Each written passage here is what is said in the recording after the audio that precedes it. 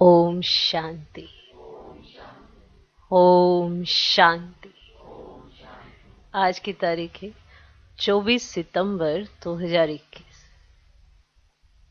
साकार महावाक्य। बाबा कहते, मीठे बच्चे, तुम यहाँ श्री कृष्ण जैसा प्रिंस बनने की पढ़ाई पढ़ते हो। तुम यहाँ श्री कृष्ण जैसा प्रिंस बनने की पढ़ाई पढ़ते हो। तुम्हें पढ़ाने वाला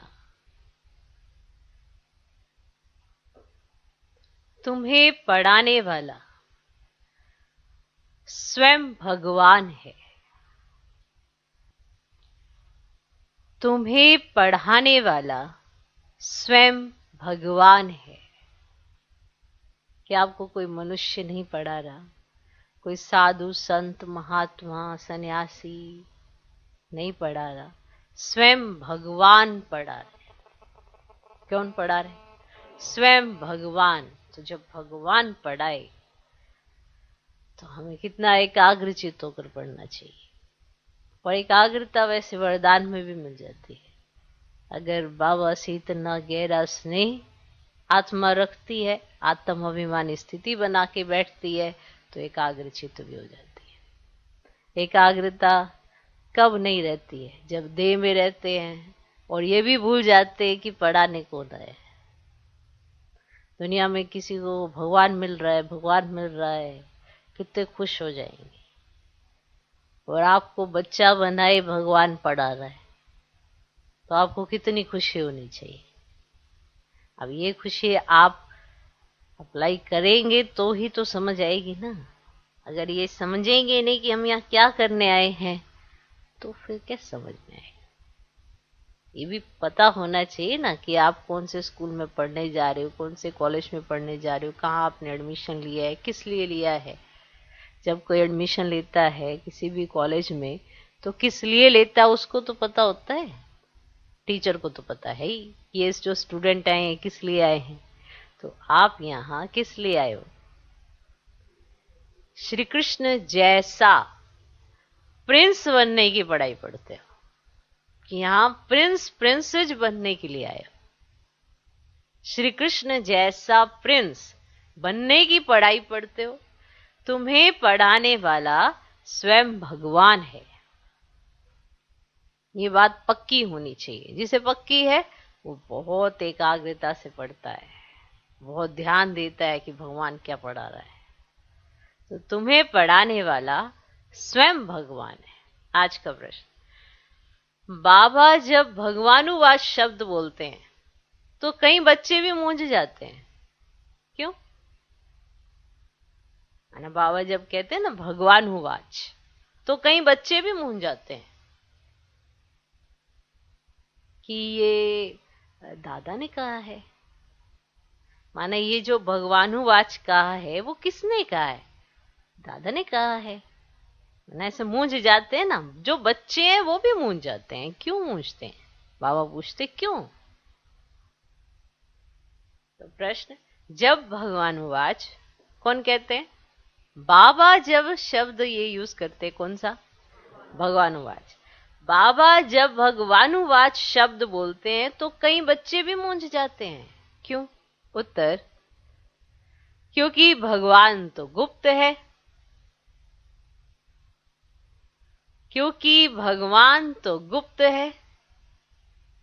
वे समझते हैं शायद इस दादा ने भगवानुवाच बोला है। वे समझते हैं शायद इस दादा ने भगवानुवाच बोला है। परंतु निराकार भगवान को बोलने के लिए जरूर मुख चाहिए ना। मुख तो चाहिए ना। परंतु निराकार भगवान को बोलने के लिए जरूर मुख चाहिए ना। बाबा कहते ये वंडरफुल समझने की बात है। बाबा कहते ये वंडरफुल समझने की बात है कि मैं कैसे इनमें प्रवेश कर तुम्हें पढ़ाता हूं। बाबा कहते ये वंडरफुल समझने की बात है कि मैं कैसे इनमें प्रवेश कर तुम्हें पढ़ाता हूं। तो बाबा जब भगवानुवाद शब्द बोलते हैं तो कई बच्चे भी मूंझ जाते हैं। क्यों? उत्तर, क्योंकि भगवान तो गुप्त है। वे समझते हैं शायद इस दादा ने भगवानुवाच बोला है, परंतु निराकार भगवान को बोलने के लिए जरूर मुख चाहिए ना। बाबा कहते ये वंडरफुल समझने की बात है कि मैं कैसे इनमें प्रवेश कर तुम्हें पढ़ाता हूं। ओम शांति। भगवानुवाच। भगवान क्या कहते हैं? ये भगवानुवाच किसने कहा? देखने में तो कोई आता नहीं है ना, नहीं पता चलता ना। देखने में तो नहीं पता चलता, इन्होंने कहा उन्होंने कहा, देखने में तो कोई आता नहीं। मनुष्य को भगवान नहीं कहा जाता। कोई समझेंगे कि बोलने वाले ही कहते हैं भगवानुवाच, लेकिन निराकार भगवान बोल रहे हैं तो उनको लगेगा कि जो बोल रहे हैं वही कह रहे हैं भगवानुवाच, लेकिन उन्हें नहीं समझ आएगा कि कौन बोल रहे हैं।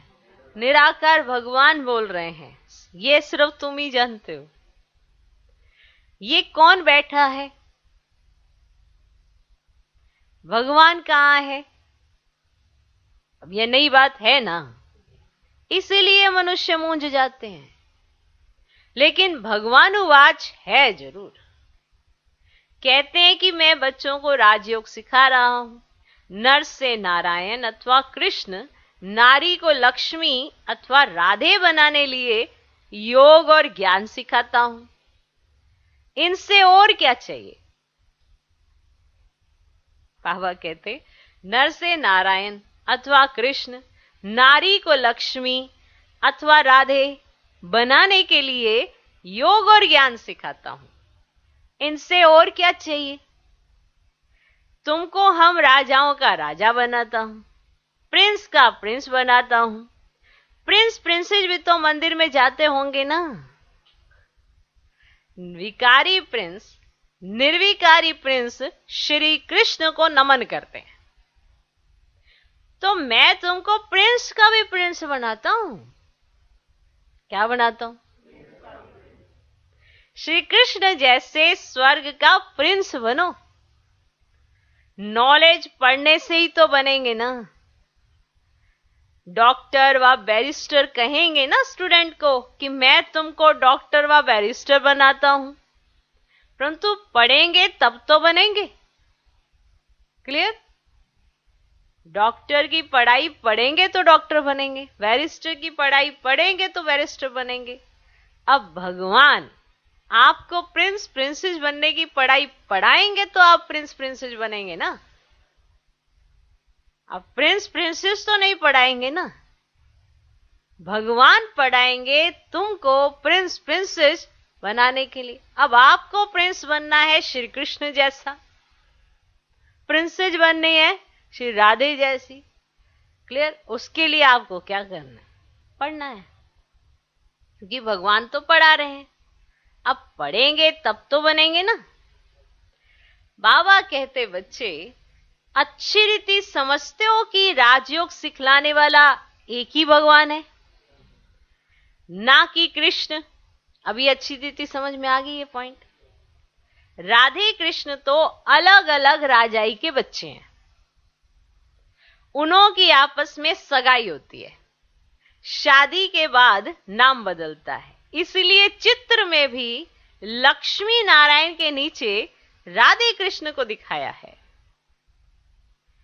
अब आप अच्छी रीति समझाते हैं कि ये ब्रह्मा भी नंबर 1 भक्त था, नंबर 1 भक्त था। पिछाड़ी में नारायण की पूजा करते थे, कृष्ण की भक्ति की व नारायण की भक्ति की एक ही बात है। कृष्ण ही बड़ा होकर नारायण बनता है। अब तुमको नर से नारायण बनने के लिए राजयोग सिखला रहे हैं। अब तुम्हारे 84 जन्म पूरे हुए। अब इनकी आत्मा भी पढ़ रही है,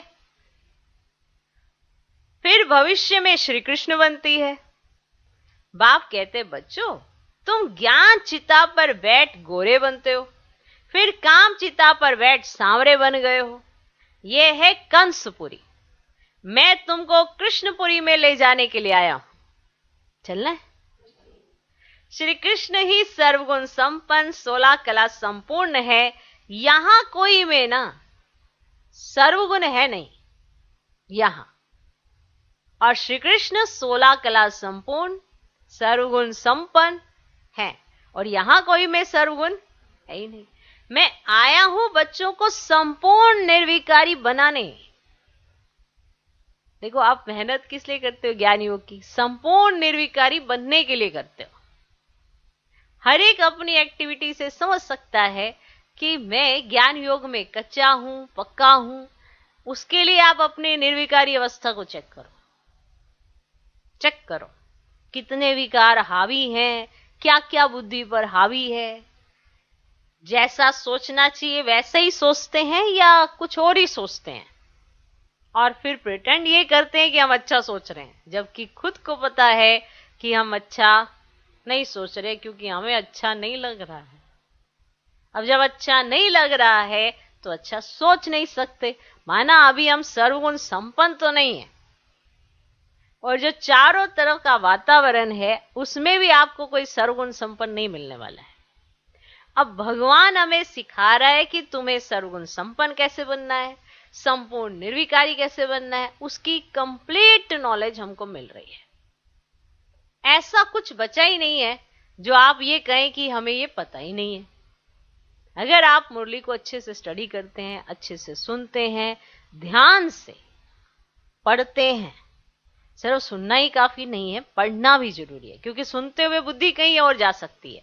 पढ़ते हुए आपको समझ में आएगा ना कि आप क्या पढ़ रहे हो, एकाग्रता भी आएगी। तो आपको संपूर्ण निर्विकारी बनना है, सर्वगुण संपन्न बनना है। बनना किसको है? आत्मा को बनना है ना। तो उसके लिए आपको समझाया जाता है। तो बाबा कहते मैं आया हूं बच्चों को संपूर्ण निर्विकारी बनाने। बनना है योग बल से, क्योंकि जितना योग होगा उतना आपकी बुद्धि अच्छी होगी। ये बार बार हम बताते हैं। और जितना योग बुद्धि अच्छी, निर्णय अच्छा। अब निर्णय अच्छा तो कर्म अच्छा, अब कर्म श्रेष्ठ तो प्रारब्ध भी श्रेष्ठ। हर चीज एक दूसरे के साथ जुड़ी हुई है, सब कुछ जुड़ा हुआ है। हम अपनी एक्टिविटीज कुछ ऐसी रख देते हैं जिससे खुद ही दुखी होते हैं, और फिर खुद को ही सांत्वना दे दे के कहते हैं सब ठीक है, सब ठीक है। जबकि हम कुछ ऐसी एक्टिविटी चल रहे हैं जो खुद को संतुष्ट नहीं कर रही है। माना जब हम ही संतुष्ट नहीं है अपनी एक्टिविटी से, तो भगवान हो सकता है? ये भी हम जानते हैं कि नहीं हो सकता।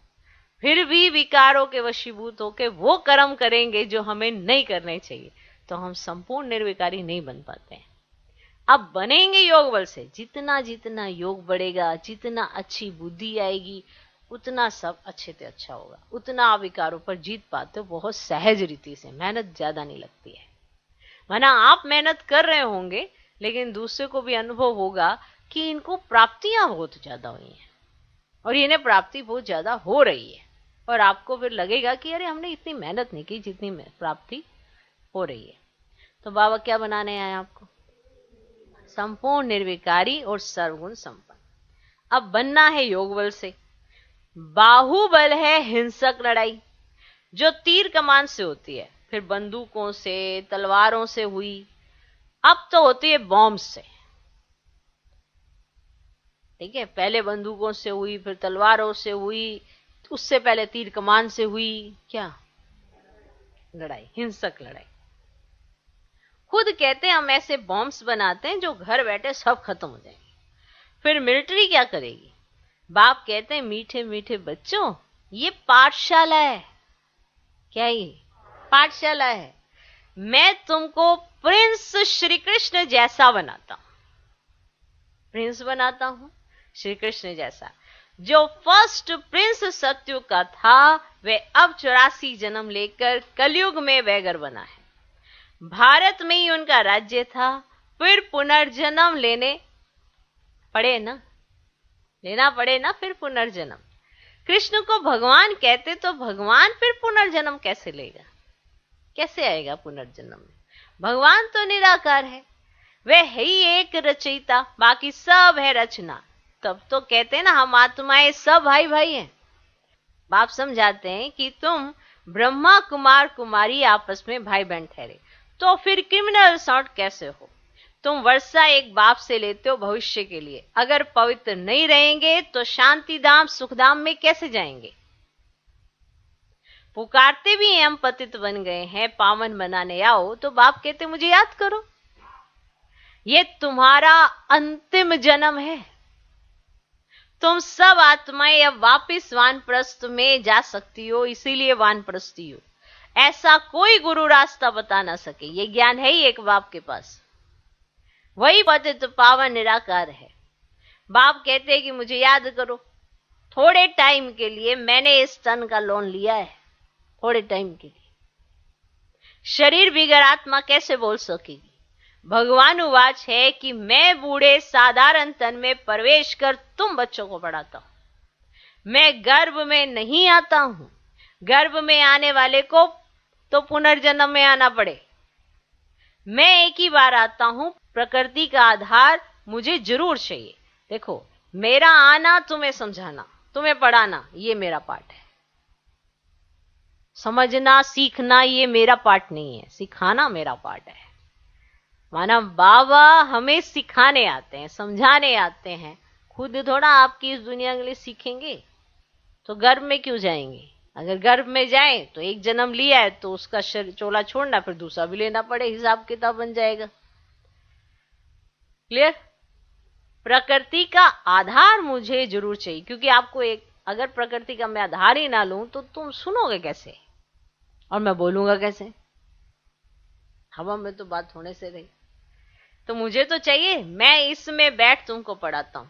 ये तो पहले अपना जहरात का धंधा करता था, कोई गुरु ने नहीं सिखाया, अचानक ही बाप ने प्रवेश किया। करण करावन हार होने कारण इससे कर्तव्य कराते रहते हैं, ये भी सीखता जाता है। तुम भी साथ में सीखते जाते हो। बोलते हैं तुमको, परंतु सुनता पहले मैं हूं। पढ़ाने तुम बच्चों को आता हूं, परंतु इनकी आत्मा भी पढ़ती है ना। बच्चों को राजयोग सिखलाने आया हूं, ऐसा कभी कोई पढ़ाते नहीं है। ये है पावन बनने की बात। ये संगम युग है ही पुरुषोत्तम बनने का। पुरुषोत्तम श्री कृष्ण था, स्वयंवर के बाद उनकी डिग्री कुछ कम हो जाती है, इसलिए श्री कृष्ण की महिमा बोलता है।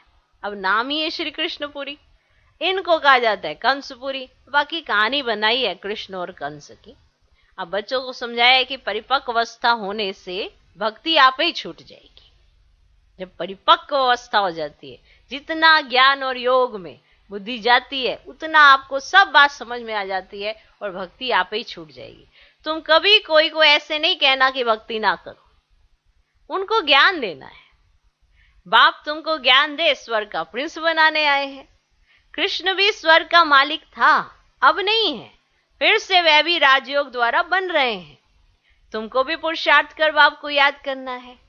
हेवन की स्थापना करने वाला है हेवनली गॉड फादर, वही आकर नई सृष्टि रचते हैं।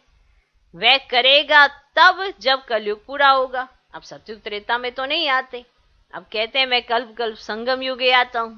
उन्होंने कल्प अक्षर निकाल कर ना सिर्फ युगे युगे अक्षर लिख दिया है, तो भी 4 युग हैं। 5वां है ये संगम युग। अच्छा, फिर तो 5 अवतार मानो ना। अगर आप युगे युगे भी कह रहे हो तो फिर तो सिर्फ 5 अवतार होने चाहिए, तो फिर तो 5 अवतार मानो। परंतु इतने कच्छ मच्छ परशुराम अवतार होते हैं क्या? ये सभी है शास्त्रों की बातें। अब धर्म का नाम और भारत का नाम ही बदली कर दिया है।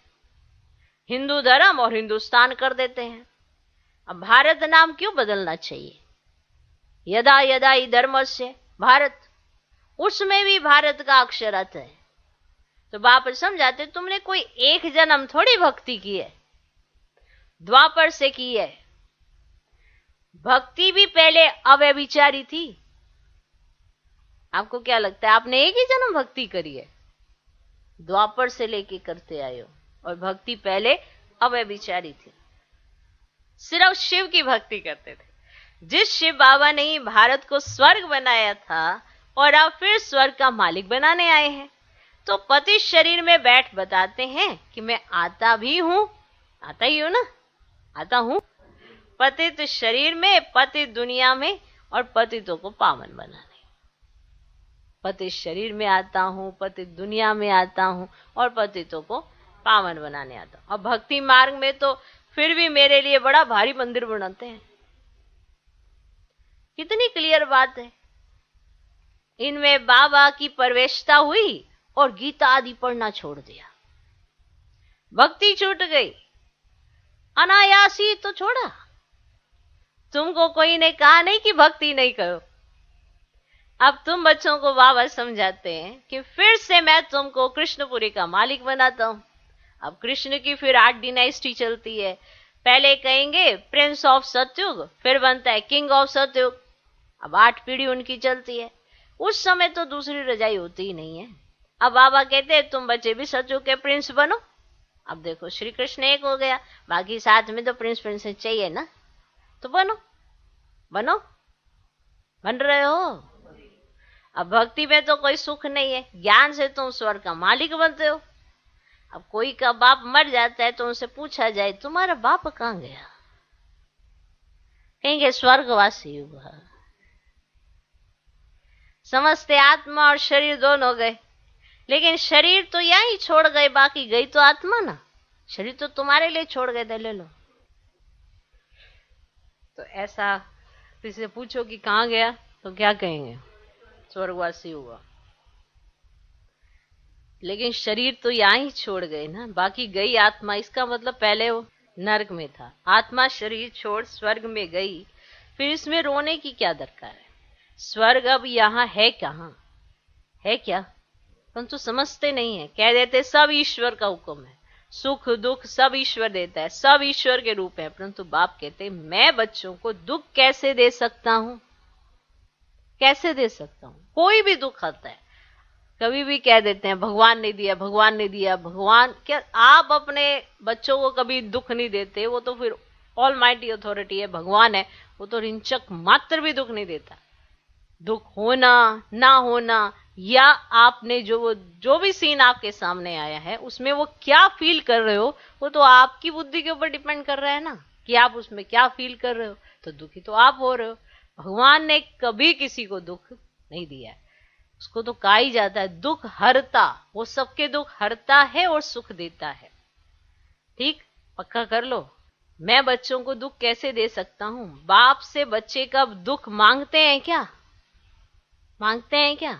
बाप तो बच्चों को लायक बनाकर प्रॉपर्टी दे जाते हैं, बाकी दुख तो हर एक को कर्मों के अनुसार ही मिलता है। इसलिए बार बार हम पक्का करा रहे हैं कि अगर किसी को भी कोई दुख हुआ है, या कोई भी दुख ऐसा इंसिडेंट कुछ भी ऐसा होता है, आप अचानक से ड्रामा बदली हो जाता है, ये सब हमारे कर्मों का ही फल होता है। सब, इसमें किसी का कोई पार्ट नहीं होता। अगर आप किसी के आगे बढ़ने से, किसी के कुछ करने से या कुछ भी कहने से आपको दुख होता है, तो ये भी आपके अपने ही कर्मों का फल है, क्योंकि भगवान किसी को दुख नहीं देता है। आप ये बात तो पक्की कर लो। फिर कभी भी आप भगवान से ये नहीं कहेंगे, माना बाबा से ये कभी नहीं कहेंगे कि बाबा ऐसा क्यों है मेरे जीवन में। वो आपसे पूछे कि ऐसे कौन से कर्म किए जो ऐसा है तुम्हारे जीवन में, सवाल वो कर सकता है, आप कैसे कर रहे हो। क्योंकि आपको ये कंट्रास्ट नहीं समझ में आ रहा कि ये सब आपके अपने कर्मों का फल है। इसीलिए कई बार हम कहते हैं जो प्राप्त हो रहा है ना, उसकी वैल्यू करना सीखो। जिस घड़ी ड्रामा बदली होता है वो किसी के कराने से बदली नहीं होता है, वो हमारे अपने कर्मों के कारण बदली हो जाता है। इसीलिए वैल्यू करना सीखो। जो मिल रहा है उसकी कदर करो, 10 गुना और मिलेगा। भगवान कभी भी आपको देकर छीनता नहीं है, लेकिन अगर उसने दिया है और आपने उसकी वैल्यू नहीं की है तो ड्रामा ये याद रख लेता है, और ड्रामा आपको दिखाता है कि जब भगवान ने आपको दिया था तो आपने उसकी वैल्यू नहीं की थी। ये भगवान नहीं दिखाता है, याद रखना, ये ड्रामा दिखाता है। क्योंकि भगवान ये जो कहते हैं कि मैं ड्रामा के बंधन में बंधा हूं, इस बात को भी अच्छे से समझो कि हम सब आत्माएं भी अपना ड्रामा खुद ही बना रही है। भगवान आपको समझ दे सकता है, उस समझ के हिसाब से चलोगे कभी भी उल्टे कर्म नहीं होंगे। और जब उल्टे कर्म नहीं होंगे तो सजा क्यों मिलेगी? ये उल्टे कर्मों की सजा, अगर हम दुख दुख अंदर दुख ही हुए जा रहे हैं, तो ये हरेक को अपने कर्मों के हिसाब से मिलता है जो उसने कर्म किए। क्लियर? फिर कभी सवाल नहीं उठाओगे बाबा के सामने, बाबा ऐसा क्यों, मेरे साथ ऐसा क्यों, उसके साथ ऐसा क्यों। जिसको भी जहां जो मिल रहा है अपने कर्मों पर मान ही मिल रहा है। बाप कहते हैं कि अभी बच्चे आदि कुछ नहीं मांगो, अभी ये प्रॉपर्टी आदि सब खत्म होने वाली है। अभी आप बच्चे कुछ ऐसा नहीं मांगो, ये सब प्रॉपर्टियां ये सब कुछ तो खत्म होने, फिर तुम्हारे बच्चों को क्या मिलेगा बताओ, क्या मिलेगा? इतना समय ही नहीं है जो तुम्हारी प्रॉपर्टी का बच्चा मालिक बन सके, इतना समय ही नहीं बचा है। आप प्रॉपर्टी बना के देके जाओ, ठीक है, पर आपके बच्चे की बुद्धि अचानक से ही परिवर्तित हो जाए, वो सारी प्रॉपर्टी यूं ही खत्म कर दे एक हफ्ते के अंदर, बताओ क्या करोगे? आपको कितना धक्का लगेगा। मैंने इस प्रॉपर्टी को बनाने के लिए इतनी मेहनत की और उसने एक ही दिन में उड़ा दी, तो बताओ, जब उसने अपने कर्मों से अपने नाम पे प्रॉपर्टी लिखवाई नहीं तो आप कैसे दे सकोगे उसे? और अगर दी भी तो वो गवा देगा, समझो। और अगर आप बच्चों की खातिर प्रॉपर्टी इकट्ठी करने की सोचते रहते हो तो ये भूल जाओ, क्योंकि अभी इतना समय नहीं है कि आपका बच्चा उस प्रॉपर्टी का मालिक बन सके। बच्चा बड़ा हो तब तो मालिक बने, परंतु इतना टाइम ही नहीं है, क्योंकि कब किसका कहां विनाश आ जाए ये भी तो बहुत वही बात हो गई ना, कि इतना सब कुछ करा के आगे बढ़ ही नहीं पाया तो विनाश सामने खड़ा है। मनुष्य तो कहते हैं कि कलयुग में अर्जुन 40,000 वर्ष पड़े हैं, ये ब्रह्मा कुमार कुमारियां तो विनाश विनाश करते रहते हैं। कहानी है ना, शेर आया शेर आया शेर आया, आखिर तो आया और खा गया। तो सब अब तो समझ में आया ना, तो सब समझते हैं कि थोड़ा थोड़ा काल आएगा, यह तो होता ही रहता है। लेकिन तुम कहते हो कि महाकाल आया हुआ है, शिव बाबा कालों का काल आया हुआ है जो सभी आत्माओं को वापस ले जाएगा। तो शरीर तो जरूर छोड़ना पड़े, इसीलिए बाबा कहते हैं योग से पवित्र बनो, आत्माओं को पवित्र बनाए फिर वापस ले जाएंगे। अगर पवित्र नहीं बनेंगे तो बहुत सजाएं अंत में खानी पड़ेगी और ऊंच पद भी पा नहीं सकेंगे। Shri Krishna number 1 pass with honour है, उनको स्कॉलरशिप मिलती है, 21 जन्म राज्य पाते हैं। कितना सहज समझाते हैं, बुद्धि में बैठता भी है फिर गुम हो जाता है। किसको भी भक्ति छुड़ानी नहीं है। बाप आए हैं भक्तों को भक्ति का फल देने। बाप कहते हैं मैं कल्प पहले मिसल फिर उसी साधारण तन में आया हूं, कल्प कल्प आकर तुमको पढ़ाता हूं। यह है ऊंच से ऊंच पढ़ाई। तुम जानते हो हम सतो प्रधान थे, अब तमो प्रधान है, फिर भारत ही सतो प्रधान बनता है। और धर्म वालों ने इतना सुख नहीं देखा है तो दुख भी नहीं देखा है। बाहर वालों के पास पैसा तो बहुत है तो गरीब देश को कर्ज देते हैं, उन बेचारों को पता ही नहीं है ये तो रिटर्न हो रहा है। आपने दिया है और आज वो उसको रिटर्न कर रहे हैं। बिल्कुल घोर अंधियारे में कुंभकर्ण की नींद में सोए हुए हैं, पिछाड़ी में हाय हाय कर उठेंगे। फिर तुम कहेंगे टू लेट, क्योंकि लड़ाई शुरू हो जाएगी। फिर क्या करेंगे? भंबोर को आग लग जाती फिर तो टू लेट हो जाता। इसीलिए बाप कहते हैं बच्चे अब जल्दी जल्दी पुरुषार्थ करते जाओ। बाबा कोई जास्ती तकलीफ नहीं देते हैं। बाबा को आकर कहते कि बाबा अगर हम पूजा नहीं करते तो वे कहते हैं कि यह तो नास्तिक बन गया है। माना जैसे परिवार में आप रहते हो और अगर आप ऐसा नहीं करते हो तो कोई समझता है ये तो नास्तिक बन गया है। तो बाबा राय देते हैं कि साक्षी होकर बाबा की याद में रहो, थोड़ी थोड़ी पूजा बाहर से ऐसे कर दो। माना अगर ऐसा है कि अगर जैसे कोई माताएं बहनें होती हैं वो किसी के अंडर होती हैं तो ऐसे थोड़ा थोड़ा ऐसे कर दो। अंदर तो पता है ना कि कौन है बाबा, समझ से चलना है। सारे अगर आपका कहना मानते हैं तो उनको समझाओ, और अगर आपको सारों का कहना मानना होता है, आप एक ऐसी पोजीशन पर हो कि आपको सबके अंडर हो, तो वहां पे बाहर से ऐसा थोड़ा थोड़ा कर दो। एक होता है दिल से करना, दूसरा होता है राजी करने के लिए करना। कई बार अगर फंस जाते हो तो बाहर से ऐसे साक्षी होकर ऐसे करो, लेकिन दिल से नहीं। वो तो आपको जब समझ आ गई तो आप कर ही नहीं पाओगे, नहीं समझ आई तो फिर तो जो मर्जी करते रहो। तो एक होता है दिल से करना, दूसरा होता है राजी करने के लिए करना। अंदर में तुमको शिव बाबा को याद करना है। अगर कोई तंग करते हैं तो पूजा कर दिखाओ, तो वह खुश हो जाएंगे। ये कोई पाप का काम नहीं है।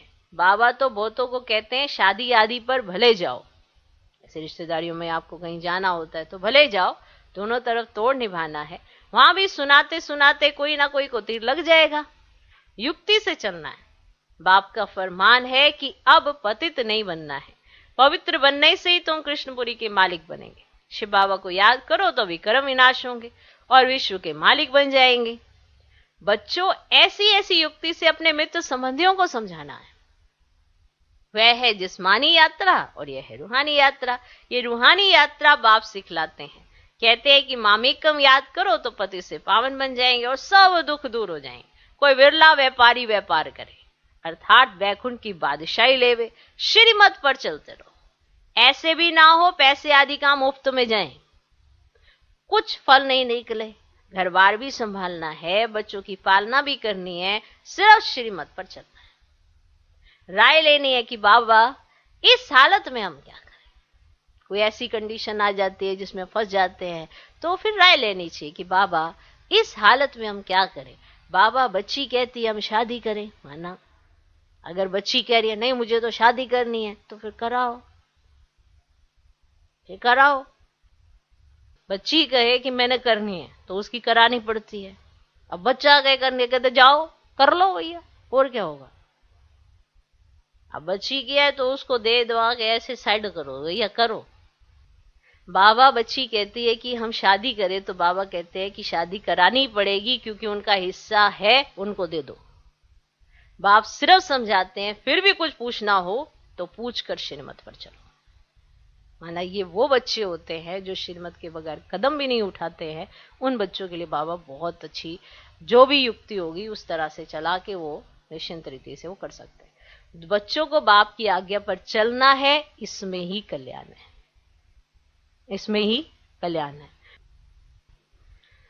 तो बाप सिर्फ समझाते हैं, फिर भी कुछ पूछना हो तो पूछकर श्रीमत पर चलो। बच्चों को बाप की आज्ञा पर चलना है, इसमें ही कल्याण है। ओके, अच्छा। मीठे मीठे सिकिलधे बच्चों प्रति मात पिता बाप दादा का याद प्यार और गुड मॉर्निंग। रूहानी बाप की रूहानी बच्चों को नमस्ते। हम रूहानी बच्चों की भी रूहानी बाप को नमस्ते नमस्ते नमस्ते। Good morning good morning good morning. इसलिए हम कई बार कहते हैं निश्चय अपना होना चाहिए। किसी के बेस पर अगर निश्चय होगा ना तो एक ना एक दिन छूट जाता है। आप अपने निश्चय पे चलो। अगर आपका अपना निश्चय ना, आपको कोई पीछे नहीं घसीट सकता है। कोई अगर मेरे निश्चय पर निश्चय रखता है तो भी गलत है। अपने निश्चय पर निश्चय रखे, अपना अनुभव करे कि बाबा कौन है कैसा है, तो वो सदा काल के लिए चलेगा। फिर उसे कोई भी उसके जीवन में ऐसा नहीं मिलेगा कि उसे वो पीछे खींच सके। इसलिए कहीं प्रभावित होकर चलते हैं तो कहा जाता है थोड़ा होश में आओ, क्योंकि कल अगर कुछ भी ऊपर नीचे हुआ तो तुम यही सुनाओगे यहाँ ऐसा है, वहां वैसा है, वहां वैसा है। कहीं पर कुछ नहीं है, सब अपना ही किया धरा है, हर एक का अपना किया है। कहीं पर कुछ ऐसा नहीं है, यहाँ पे कुछ वो नहीं चल रहा यहाँ भी ये खींचो वो खींचो, किससे कोई लेने देना कुछ नहीं है। सब कुछ दिया ही दिया जाता है। बाबा सिर्फ देने पर बिलीव करता है, क्योंकि दाता के बच्चे बनना है। अगर देवता बनना है तो देना आना चाहिए, तो अगर आपको देवता बनना है तो आपको देना आना चाहिए। लेने की मतलब ही नहीं आती। तो इसे सब अपना अपना निश्चय रखें, चाहे पेरेंट्स हैं चाहे बच्चे हैं, सब अपना निश्चय रखें। उसके दम पर उन्हें कोई भी पीछे नहीं खींच सकता और उनको देखकर कहीं बाबा के पक्के बच्चे बन सकते हैं, लेकिन कोई गिरेगा नहीं। समझे? तो सबको अपना अपना निश्चय रखो। अगर परिवार में क्या होता है तो ये सब चीजें आपको अपने आप ही वैल्यूएबल बना देती है। धारणा के लिए मुख्य सर पहला पॉइंट, हर कर्म साक्षी होकर शिव बाबा की याद में करना है। हर कर्म साक्षी होकर शिव बाबा की याद में करना है। लौकिक अलौकिक दोनों तरफ तोड़ निभाना है। हर कर्म साक्षी होकर शिव बाबा की याद में करना है। लौकिक अलौकिक दोनों तरफ तोड़ निभाना है। लौकिक से युक्ति युक्त चलना है। लौकिक से युक्ति युक्त चलना है। जैसे बहुत भावना वाले लोग भी होते हैं, भक्ति पूजा पाठ करते हैं लेकिन भावना वाले होते हैं, तो उनके साथ भावनाओं का आदान प्रदान होना चाहिए, उनको संतुष्ट भी करना चाहिए भावनाओं के साथ। ऐसे विपरीत दिशा में ऐसे रिजल्ट टाइप के, तो उनकी भावनाएं टूटती हैं। तो हमें ये देखना होता है कि सामने वाले की भावनाओं पर वैसा प्रभाव नहीं, इसलिए युक्ति से चलना होता है। आपका अपना नियम तो पक्का है ही है ना, उसमें कोई दिक्कत ही नहीं है, लेकिन अगर परिवार में एक ऐसे स्थान पे बैठे हो तो फिर थोड़ा युक्ति युक्त चलना होता है। दूसरा पॉइंट, इस समय अंतिम जन्म में भी ये वानप्रस्थ अवस्था है। चाहे कोई बच्चा है चाहे कोई जवान है, इस समय सबकी कौन सी अवस्था है? वानप्रस्थ अवस्था है। वापस घर जाना है, इसलिए पावन जरूर बनना है। वापस घर जाना है, इसलिए पावन जरूर बनना है। कोई भी बंधन नहीं बनाने हैं, कोई भी बंधन नहीं बनाने हैं।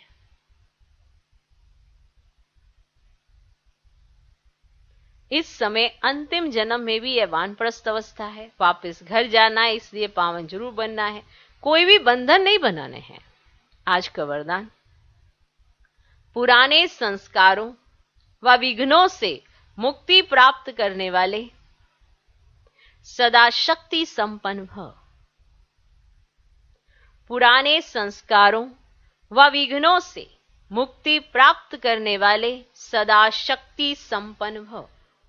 किसी भी प्रकार के विघ्नों से, कमजोरियों से या पुराने संस्कारों से मुक्ति चाहते हो तो शक्ति धारण करो, अर्थात अलंकारी रूप होकर हो। जो अलंकारों से सदा सजे सजाए रहते हैं वे भविष्य में विष्णुवंशी बनते हैं, लेकिन अभी वैष्णव बन जाते हैं। उन्हें कोई भी तमोगुणी संकल्प व संस्कार टच नहीं कर सकता। वे पुरानी दुनिया अथवा दुनिया की कोई भी वस्तु और व्यक्तियों से सहज ही किनारा कर लेते हैं। उन्हें कारने अकारने भी कोई टच नहीं कर सकता। आज का स्लोगन, हर समय हर कर्म में बैलेंस रखना ही सर्व की ब्लेसिंग प्राप्त करने का साधन है। हर समय हर कर्म में बैलेंस रखना ही सर्व की ब्लेसिंग प्राप्त करने का साधन है। ओम शांति।